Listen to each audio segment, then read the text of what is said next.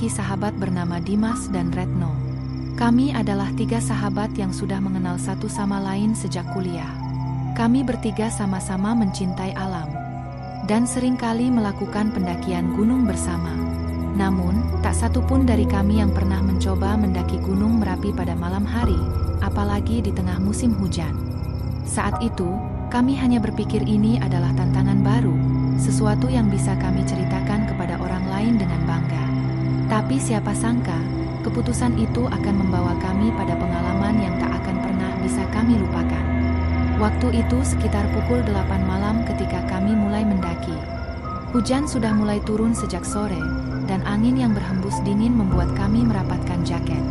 Kabut tebal menyelimuti sekeliling kami, membuat pandangan kami terbatas hanya beberapa meter ke depan. Senter di tangan kami adalah satu-satunya penerangan yang kami miliki di tengah kegelapan. Dimas, yang biasanya paling bersemangat, tampak lebih pendiam dari biasanya. Retno dan aku mengira dia mungkin merasa gugup karena medan yang kami hadapi kali ini jauh lebih berbahaya daripada pendakian-pendakian sebelumnya. Tetapi saat aku melirik ke arahnya, aku bisa melihat ada sesuatu yang berbeda di matanya, sesuatu yang tak pernah aku lihat sebelumnya. Namun, aku tidak memikirkan hal itu lebih lanjut. Kami terus mendaki, melewati jalur yang licin dan berbatu, sambil sesekali berhenti untuk beristirahat dan meneguk air. Setelah sekitar 2 jam berjalan, kami memutuskan untuk berhenti di sebuah dataran kecil. Di sana kami duduk di bawah sebatang pohon besar yang cabang-cabangnya menjuntai, memberikan sedikit perlindungan dari hujan. Retno langsung duduk bersandar di batang pohon, sementara aku dan Dimas duduk di tanah, mencoba mengatur napas kami. Hujan semakin deras dan petir mulai menyambar, menggelegar di atas kepala kami. Suara guntur yang keras membuat jantungku berdegup kencang, dan aku bisa merasakan ketegangan di antara kami bertiga. Dimas yang dari tadi diam tiba-tiba bersuara, suaranya hampir tenggelam oleh gemuruh petir. "Nana, gimana kalau kita lanjut setelah hujan agak reda?" Dimas memandangku dengan mata yang menyiratkan maksud yang tak aku mengerti. "Tapi kalau kita menunggu terlalu lama, kita bisa kehabisan waktu dan malah nggak bisa sampai ke puncak," jawabku, berusaha terdengar tegas meskipun dalam hati aku juga merasa sedikit ragu. "Kita harus terus jalan." Retno yang sejak tadi terdiam mengangguk setuju. Tapi Dimas sepertinya masih bimbang. Entah kenapa, perasaanku mulai tidak enak. Sejak awal perjalanan ini, ada sesuatu yang aneh, tapi aku tidak bisa mengidentifikasinya. Hanya saja, aku merasa ada yang tidak beres. Beberapa menit kemudian, setelah kami meneguk air dan makan sedikit camilan, Dimas tiba-tiba berdiri dan menarik tanganku. "Nana, aku mau ngomong sebentar," katanya dengan nada suara yang aneh, seolah-olah dia sedang menahan sesuatu. Aku menurut dan berdiri, meskipun perasaanku semakin tidak enak. Kami berjalan sedikit menjauh dari tempat Retno duduk, meninggalkannya sendirian di bawah pohon. Suara hujan dan gemuruh petir membuat suasana semakin mencekam. Saat kami berhenti di sebuah tempat yang agak terpencil, Dimas memegang tanganku lebih erat dan menatapku dengan intens. "Nana, aku udah lama mau ngomong ini sama kamu," katanya dengan suara bergetar. "Aku suka sama kamu sejak lama, dan aku gak bisa nahan perasaan ini lagi." Aku terdiam, terkejut dengan pengakuannya. Selama ini aku memang tahu Dimas sering memperhatikanku, tapi aku tidak pernah menyangka perasaannya sedalam ini. Aku mencoba mengucapkan sesuatu, tapi sebelum aku bisa berkata apa-apa, Dimas mendekatkan wajahnya ke wajahku. "Nana, aku gak mau kehilangan kesempatan ini. Aku tahu kamu pasti bisa ngerasain apa yang aku rasain," bisiknya, dan sebelum aku bisa bereaksi, dia sudah memelukku erat. Aku panik. Ini bukan Dimas yang aku kenal. Dimas yang aku kenal adalah sahabatku, bukan seseorang yang akan bertindak seperti ini. Aku mencoba melepaskan diri, tapi Dimas terlalu kuat. "Dimas, lepasin aku!" teriakku, tapi suaraku tenggelam dalam gemuruh petir yang semakin keras. Namun, sebelum Dimas bisa melakukan hal lebih jauh, angin tiba-tiba bertiup sangat kencang, membuat kabut di sekitar kami semakin tebal, hingga aku hampir tidak bisa melihat apa-apa. Saat itulah aku mendengar suara yang tidak seharusnya ada di sini. Itu bukan suara angin, bukan juga suara hujan atau petir. Suara itu seperti suara bisikan, tapi dalam bahasa yang aku tidak mengerti. Dimas yang awalnya tampak sangat yakin dengan apa yang dia lakukan, tiba-tiba menghentikan tindakannya dan melepaskanku. Wajahnya pucat pasi, matanya terbelalak seolah dia melihat sesuatu yang mengerikan. "Nana, kamu dengar itu?" bisiknya ketakutan. Aku mengangguk, karena aku juga mendengar suara itu. Suara yang membuat bulu kuduku merinding. Kami berdua diam, berdiri di tengah hujan yang semakin deras, dengan kabut yang semakin pekat di sekitar kami. Lalu, tanpa peringatan, sebuah bayangan hitam muncul di hadapan kami. Bayangan yang tidak memiliki bentuk yang jelas, tapi bisa dirasakan kehadirannya. "Dimas, apa itu?" tanyaku dengan suara gemetar sambil mundur perlahan. Tapi Dimas tidak menjawab. Dia hanya mematung, matanya tertuju pada bayangan itu dengan ekspresi takut yang belum pernah aku lihat sebelumnya. Bayangan itu tidak bergerak, hanya melayang di udara, mengeluarkan suara yang mirip dengan bisikan tadi. Tapi kali ini, aku bisa merasakan emosi dalam suara itu, kemarahan, kebencian, dan rasa sakit yang sangat mendalam. Tiba-tiba, bayangan itu bergerak cepat menuju kami.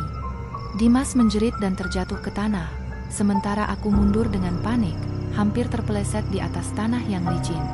Bayangan itu melingkupi Dimas, seolah-olah menelannya bulat-bulat.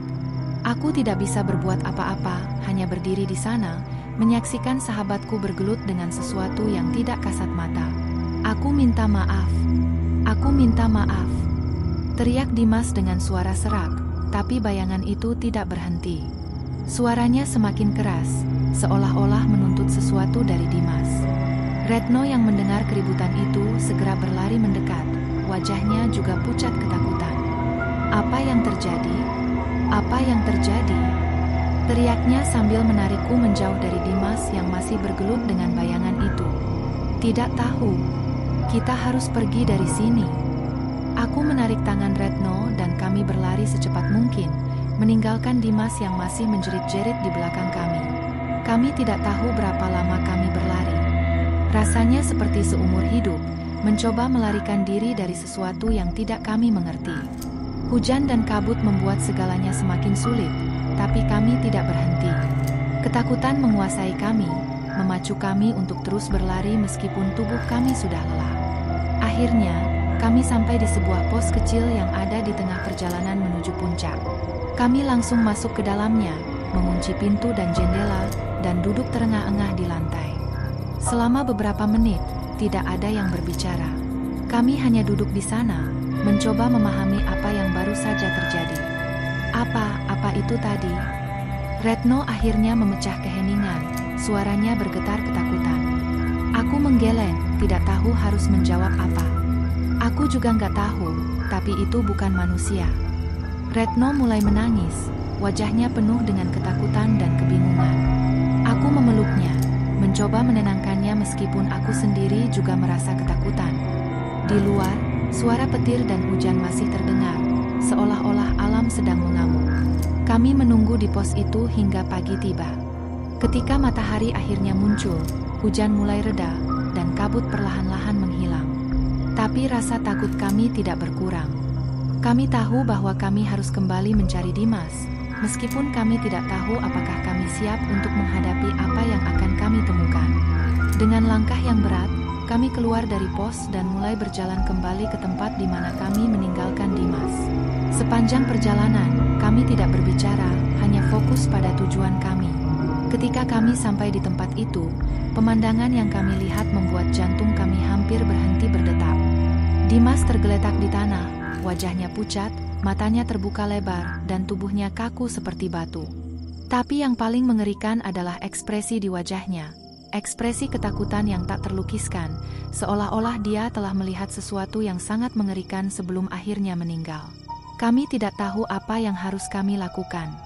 Kami hanya berdiri di sana, tidak percaya dengan apa yang kami lihat. Hingga akhirnya, seorang pendaki lain yang kebetulan melewati jalur itu menemukan kami dan membantu kami membawa tubuh Dimas turun ke desa.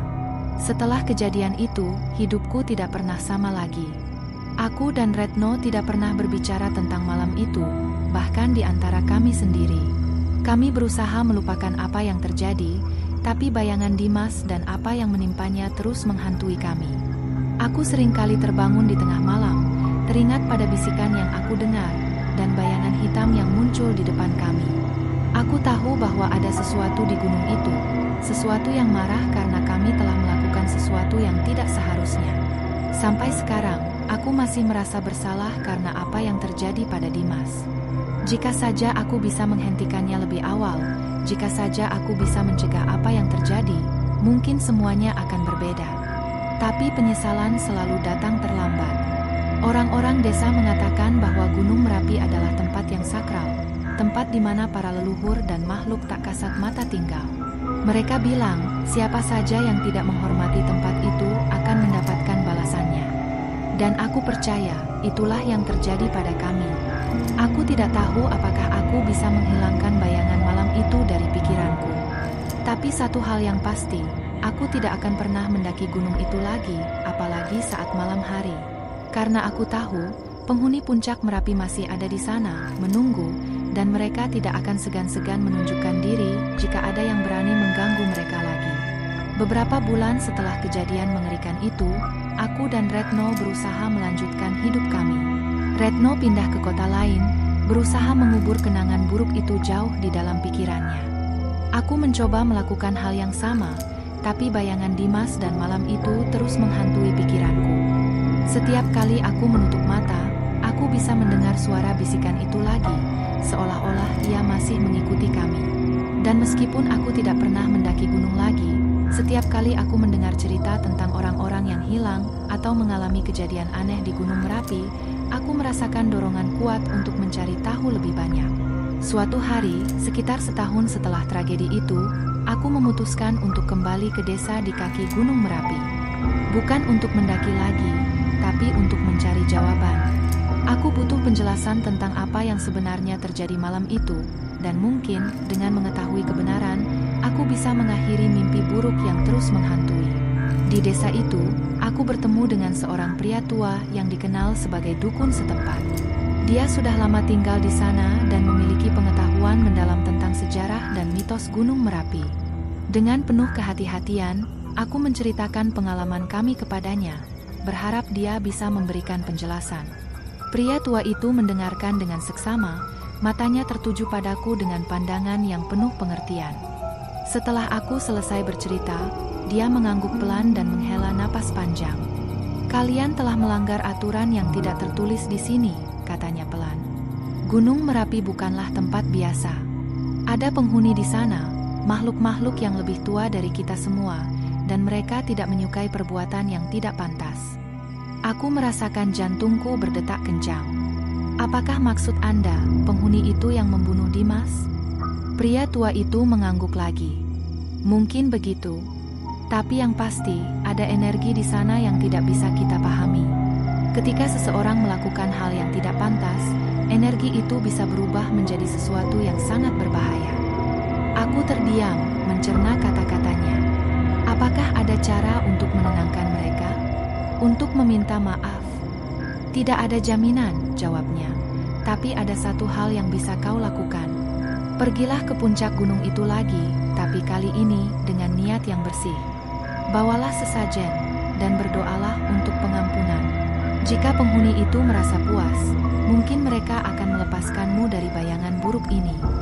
Mendengar itu, aku merasa ada sedikit harapan, meskipun aku tahu risikonya sangat besar. Namun, aku tahu aku harus mencoba. Aku tidak bisa hidup dalam ketakutan selamanya. Dengan bantuan pria tua itu, aku menyiapkan sesajen dan mendaki kembali ke Gunung Merapi, kali ini sendirian, dan dengan hati penuh penyesalan. Saat mencapai puncak, kabut tebal kembali menyelimuti sekelilingku, persis seperti malam itu. Aku bisa merasakan kehadiran sesuatu yang tidak terlihat, mengawasi setiap gerakanku.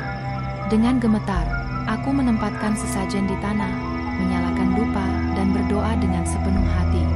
"Maafkan kami," bisikku dalam doa. "Kami tidak bermaksud mengganggu.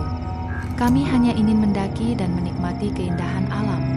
Tolong lepaskan kami dari mimpi buruk ini." Saat aku selesai berdoa, angin tiba-tiba berhembus kencang, membuat kabut berputar-putar di sekitarku. Tapi kali ini, aku tidak merasa takut. Ada perasaan damai yang perlahan menyelimuti hatiku, seolah-olah doa dan permohonan maafku diterima. Ketika kabut mulai menghilang, aku tahu bahwa waktuku di sini sudah selesai. Aku berbalik dan berjalan turun dari puncak, meninggalkan sesajen di sana. Saat aku menapakkan kaki di tanah datar, aku merasa beban berat yang selama ini menghantui jiwaku perlahan menghilang. Aku tidak pernah kembali ke Gunung Merapi setelah itu, dan tidak pernah lagi dihantui oleh mimpi buruk tentang malam itu. Meskipun luka di hati karena kehilangan Dimas tidak pernah benar-benar sembuh, aku merasa damai mengetahui bahwa aku telah melakukan segala yang bisa untuk menebus kesalahan kami.